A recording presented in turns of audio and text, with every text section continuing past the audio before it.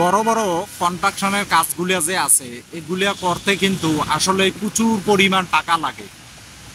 এখানে শুধু শত শত কোটি না, হাজার হাজার কোটি টাকা কিন্তু এখানে কিন্তু ব্যয় হয়। যেমন আমার পেছনে যে ফ্লাইওভারগুলো আছে এগুলো কিন্তু আসলেই সাধারণ কিন্তু টাকার কিন্তু বিনিময়ে এগুলো কিন্তু হয় না। এগুলো হাজার হাজার কোটি টাকা কিন্তু এগুলাতে খরচ হয়। এবং এই যে আমার পিছনে যেগুলো দেখতেছেন আপনার পাথর, এগুলা পাথর কিন্তু বাহির থেকে আনতে হয়। এবং এখানে যে পরিমাণ খরচ তা আসলেই মানে বলার মতো না, প্রচুর পরিমাণ কিন্তু এখানে খরচ হয়। এবং আপনারা একটা জিনিস খেয়াল করবেন, এখানে কিন্তু শ্রমিকও কিন্তু প্রচুর পরিমাণ শ্রমিক লাগে। এবং তাছাড়া কিন্তু আসলেই সহজে এই কাজগুলো সফল করা কিন্তু সহজেই সম্ভব হয় না। তো যেমন এই আপনার এই কাজগুলো করতে এই ধরনের কিছু জিনিসপত্র লাগে।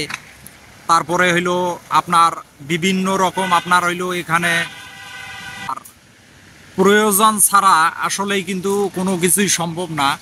এবং এগুলা এই যে একটা ব্রিজ আছে, এই ব্রিজটা কিন্তু তৈরি করতে হাজার হাজার কোটি কোটি টাকা কিন্তু খরচ হয়। তবে এই সমস্ত ব্রিজে যদি দুর্নীতি না হয় তাহলে কিন্তু এখানে কাজকর্ম মানে অনেকটা সুন্দর হয় এবং আপনার এই ব্রিজগুলো টেকসই হয়। তো দুর্নীতি হলে তখন কি হয়, এখান থেকে অনেক মোটা অঙ্কের টাকা যখন সরিয়ে ফেলে দুর্নীতিবাজরা, তখন কিন্তু কাজটা দুর্বল হয়ে যায়।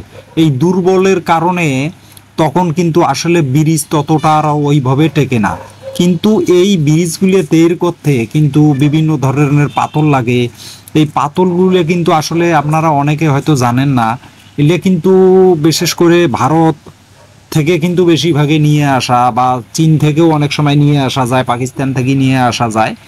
তবে আমাদের দেশেও পাথর নাই যে সেটা বলবো না, আমাদের দেশেও কিন্তু পাথর আছে, কিন্তু তুলনামূলক কম।